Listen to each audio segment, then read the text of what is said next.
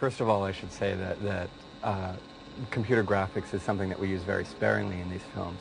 A lot of people think, oh, computer animation, everyone's doing it, and the whole movie is done that way. Almost everything we do is still drawn by hand and still painted by hand. But occasionally there's an effect or something that the directors want in the film that would be virtually impossible to do with traditional animation techniques. Here we've got a hand-drawn model sheet. It's drawn by one of the character designers, and it's basically a model for what our wildebeest should look like. And from this hand-drawn model, we evolved a computer-generated model.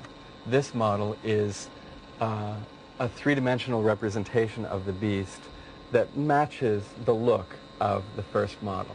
And then again in animation, we started with rough animation and then moved towards our computer-generated animation to match that. One of our hand animators, Ruben Aquino, gave us some reference artwork of the hand-drawn wildebeest galloping. And from that, Linda Bell created the three-dimensional motion that you see. It comes close to matching Ruben's animation, except that Linda had to extrapolate and make the motion work in 3 dimensions. Here we get the sense of that motion rotating in 3 dimensions. We can place our camera anywhere. So it's up to our 3D animators to translate that idea in 2 dimensions into something in 3 dimensions, to make it so that that motion or that behavior works from all of the different angles, because we're going to need to look at this thing from all different angles during the course of the scene. This shows us our computer model looking more like traditional animation. We've put inking lines on it.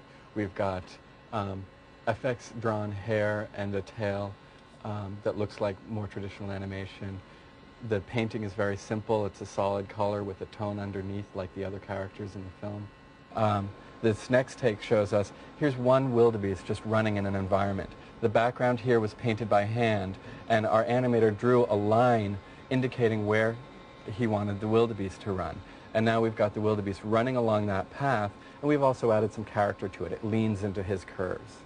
Another thing that we've been able to create is the shadow effect underneath the wildebeest. It would have been also very difficult to create 700 shadows underneath 700 independent beasts. To create the effect of the wildebeests avoiding one another, we had to write special programs for that. The computer has no trouble at all letting wildebeests run through one another. So we thought of each wildebeest as a little magnet, and the magnets sort of push away from one another. But one wildebeest wasn't enough. We needed hundreds of wildebeest. So we had to come up with a way that our animators could control the behavior of hundreds of beasts. So we came up with this idea of a simulation, sort of playing follow the leader.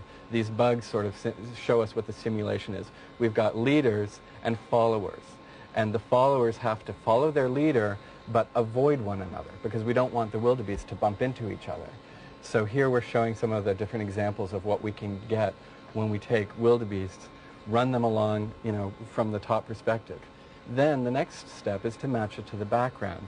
We've built a grid, a 3-dimensional grid that matches the perspective and the look of a natural and a background that's going to be in the scene. On that grid, we place one of these simulations where each of those bugs now gets replaced with a full running, galloping, hopping wildebeest.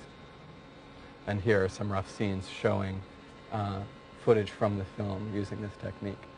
Another thing that we did was, for final color, we wanted to give each wildebeest slightly different colors, and we can show that here. You can see for tests, we gave them really random, wild colors. We called them our Peter Max beasts. Here we've got the coloration of each beast being slightly different and random. We did this during the rough phase, so that the directors could say, well, I like the scene, but we need to take the pink guy with the yellow face and move him down slightly, or can we make this guy run a little bit faster, or maybe we should add another beast behind the lavender guy. So by giving each beast a different color, it allowed us to talk about the beasts in the scene. Of course, when we put this to film in the rough phase, we're putting it to black and white film, so those all just become shades of gray. And then in final color, we do give them each different colorings, but it's within a very limited range of what we want to design the wildebeest to look like. Some of them are slightly darker gray, some of them are slightly lighter gray.